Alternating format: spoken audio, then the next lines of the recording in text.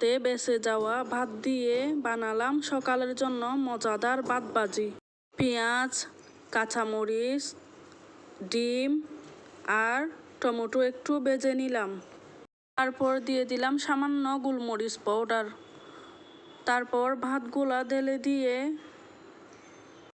সামান্য দিয়ে দিলাম লবণ। তারপর দিয়ে দিলাম ম্যাগি সস আর সয়া সস।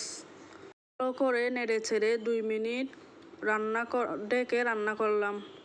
তো তৈরি হয়ে গেল আমার সুস্বাদু ফ্রাইড রাইস। তোমরাও একবার এভাবে ট্রাই করে দেখতে পারো। সহজে আর ঝটপট তৈরি করা যায়। রেসিপিটা ভালো লাগলে লাইক, কমেন্ট, শেয়ার করবেন এন্ড সাবস্ক্রাইব করতে ভুলবেন না। ধন্যবাদ। সকালে আমার ঝটপট তৈরি করা রেসিপি কেমন লাগলো জানাবেন। কমেন্ট করতে ভুলবেন না।